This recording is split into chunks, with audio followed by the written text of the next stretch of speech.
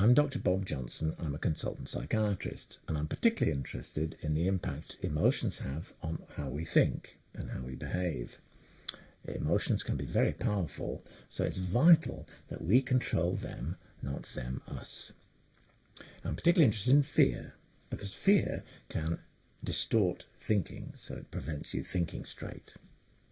It's very similar to leg disease. If you look at a concrete example, legs take you from A to B, and if your legs won't, pain or whatever, you say you've got leg disease. Now, as far as I'm concerned, mind disease or mental disease is where your mind won't let you do what you want. Now, the big emotions come from childhood, when your life and your life support systems are in the hands of adults. And if a child suffers a trauma, then the way the human mind reacts to trauma is denial. So the individual will construct a box, put the lid on the box, and the box is as strong and as powerful as that individual can make it. Unfortunately, the box carries on into adult life unchanged. And it's my task to say, let's have a look in the box. If you open the box too soon, the terrors leap out.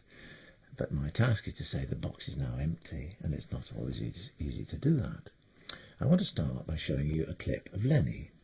Now, Lenny is clearly an adult, and I invite him to imagine his mother sitting across the room and ask him what he would say. And he says, "Hello, Mother, I'm an adult," which he obviously is. And then I ask him if he believes this, and quite remarkably he says, partly. That's to say, he partly believes he's an adult and partly does not. So this is Lenny. Because we talked about this morning, didn't we? Yeah. Being an adult. Can you tell you're an adult?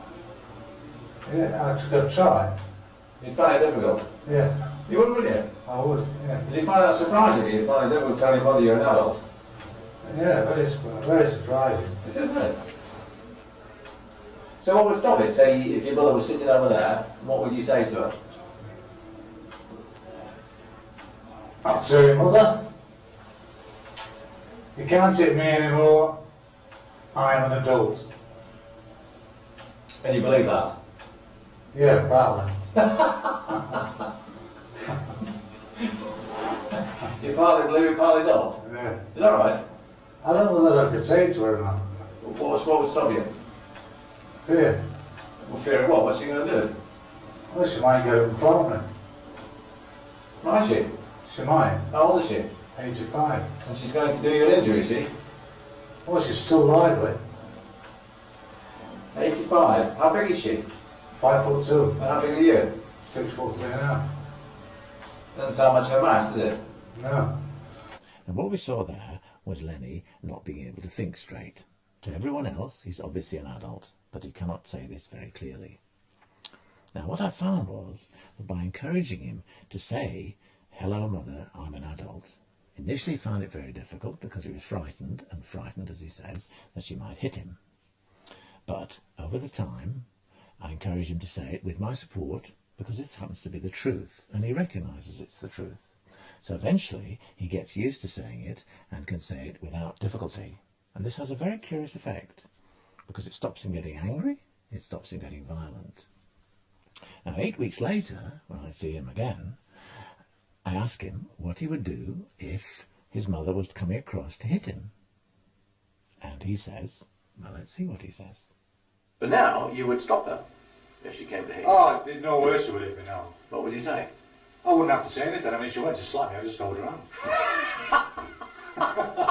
Oh, I would. Well, you didn't have the confidence to do that before. That's what I'm trying to draw. I mean, if this had happened years ago, when a doctor had took an interest, say when I was in my 20s, and said what you'd said, and we conquered it, and then I went to the house and say, oh, what can I say, supposing I came in late, and she says, blah, blah, blah, and she went to hit me. I said, Mother, you can't hit me, you know. I'm grown up.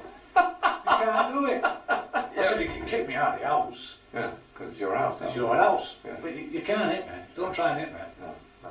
But you've never said that. I've never said that. Up until the last month or two, yeah. Have you? No. I've never had the confidence to say it, have I? That's right. You're brainwashed into fear, aren't you? It's like a brainwash. That's wonderful. That's very clear. There we hear Lenny saying, brainwashed into fear. Fear prevents him, or prevented him thinking straight, and now he can think straight. Moving now on to Carl, who describes very clearly how terror struck when he was abused between the age of 10 and 12 on his way from school, and how he blocked this out completely. Here he is telling his story in his own words. Come down from Edinburgh prison this morning with a particular few things I'd like to share with you about a personality disorder and how it was cured. As I grew up as a child, I lived with fear all my life, mindless fear and terror. Didn't know why.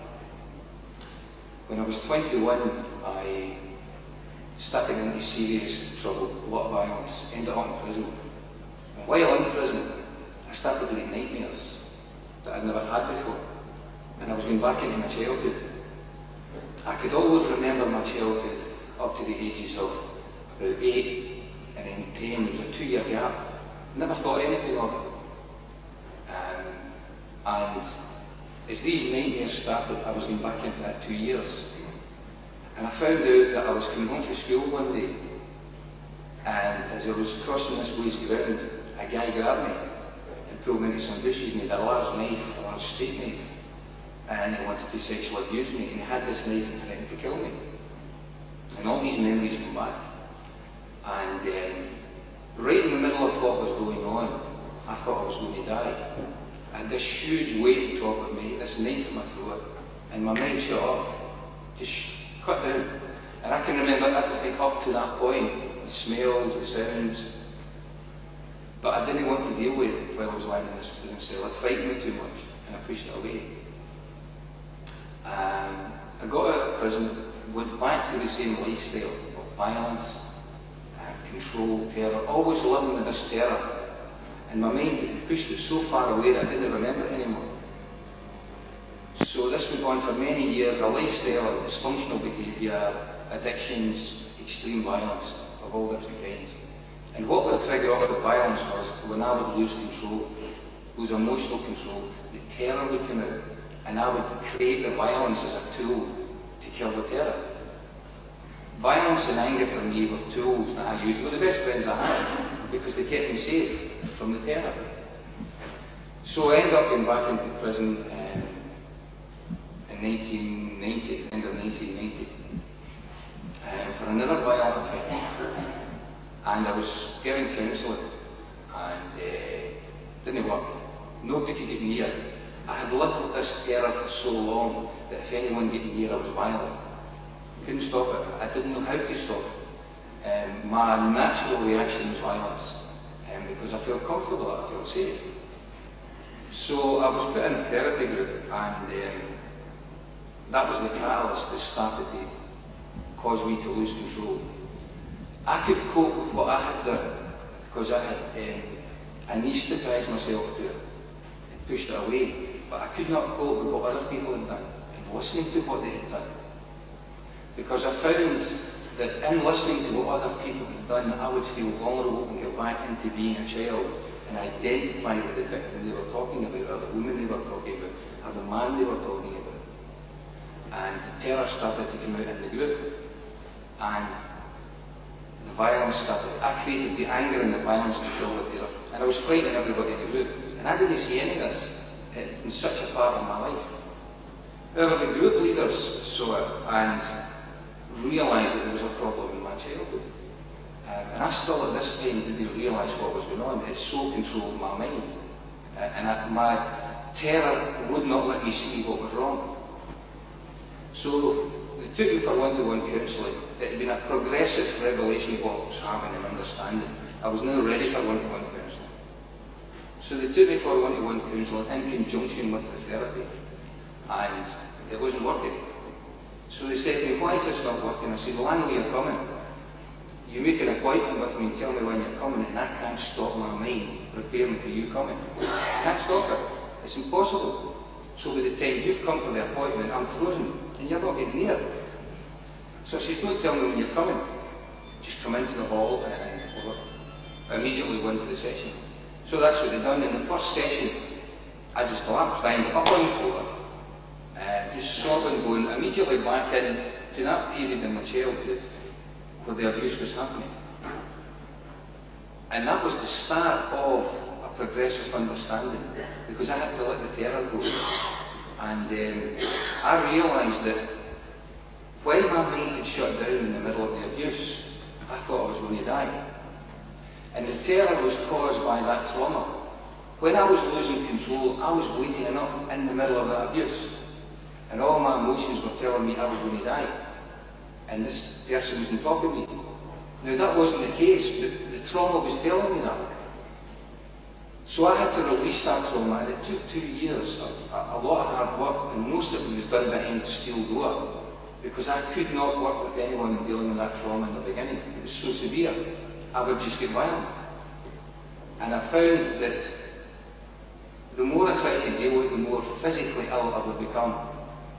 I would get severe pains in my head, it would drop me to the floor, literally drop me on the floor.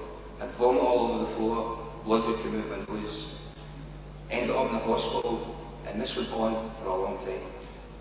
And it was only as I slowly released the terror and learned to interact emotionally with other people. So what I found was that the one-to-one counselling dealt with the damaged child, which allowed me to go into the therapy and emotionally educate the adult. It had to be that way. I couldn't go and deal with the adult and work back way, because the child was creating the aggression and the terror that was keeping everyone away.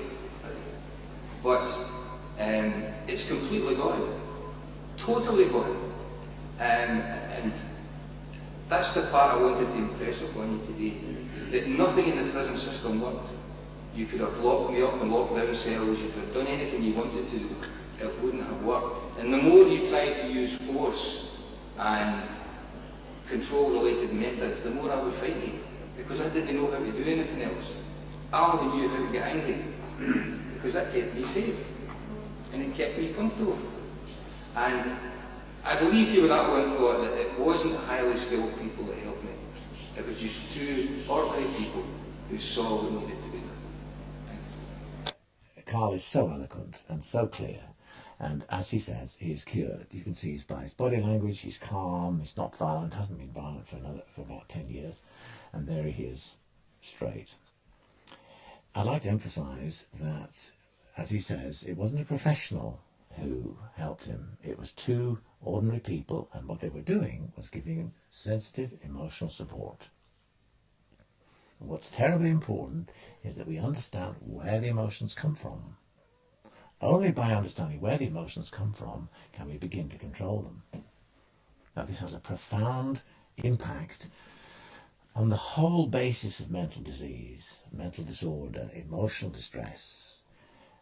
The problem has been that the way psychiatry has moved over the last 30 or so years is away from talking about emotions, talking about things, talking things through. And if you can talk about earlier traumas, as you've seen, then you can bring a whole new optimism to the psychiatric profession, to counselling in general. The difficulty is that many counsellors can walk around each other's blind spots, and what you need to do is to confront the part in the mind of the person in front of you where they do not want to go, they do not want to think. Now, this is the first of what I hope to be many videos on my website, which is www.truthtrustconsent.com. That's all one word, truth, trust, consent. And the reason I chose that is that those are the three vital ingredients for any emotional support. The truth is that the person in front of you is an adult and has infantile emotions which are bedeviling their mind. They have to trust you, and you have to earn the trust in order to make an impact, and you have to do it entirely with their consent. Without their consent, they will keep the box firmly tight, and the poisonous emotions will leak out. But once you have their consent and their trust, the truth is the box is empty. Thank you.